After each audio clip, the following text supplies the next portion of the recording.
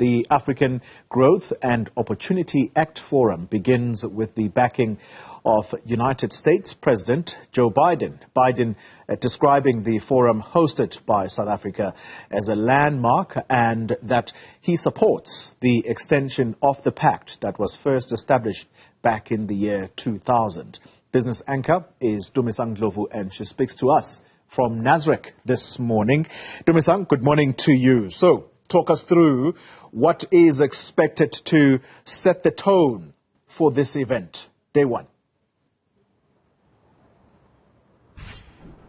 Indeed, clearly setting the tone is going to be quite vital here, and in some ways it already has been with that statement from U.S. President Joe Biden. Much of the worry was the relationship between South Africa and the U.S. in the context of being leaders within the pact of AGOA due to geopolitical tensions and misunderstandings recently. What is encouraging is that Joe Biden, the U.S. President, having come out to say that he actually supports the extension of AGOA as an agreement, and it is of course related to trade developments as well as bilateral agreements that would see benefits from U.S. trade and sub-Saharan African countries.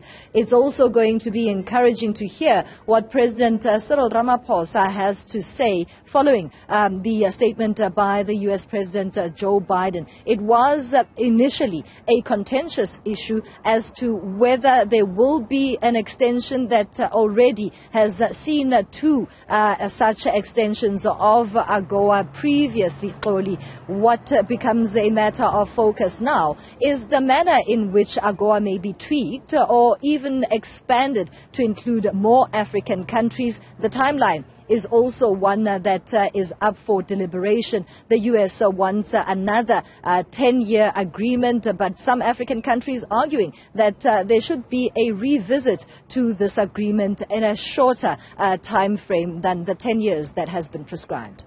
Sang, you speak about the African countries because this AGOA summit, yes, it is taking place in South Africa, but South Africa arguably is a venue, and the U.S. is still the host of the summit. Talk to us about the number of African countries that are expected to participate here, given a statement preceding this summit that was put out by the U.S., where the U.S. president is suggesting that because of human rights violations in countries like Uganda, the Central African Republic, AGOA is going to be terminated for those countries. Do we expect a number of other African countries to participate nonetheless? Oh, absolutely, Koli. It is a presence of countries including Egypt as well as Ethiopia, despite the recent exclusion and the statement from the U.S.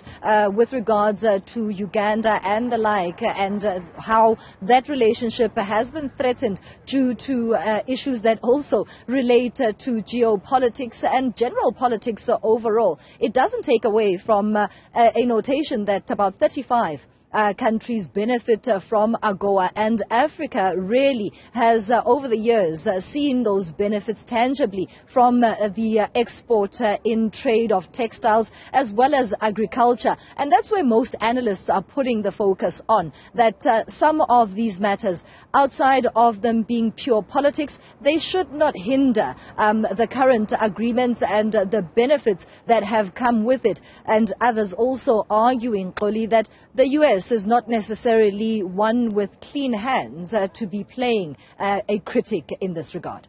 Tumisang Ndlovu, our business anchor, live for us at the venue of the AGOA summit, which begins today. That's in Nasrec.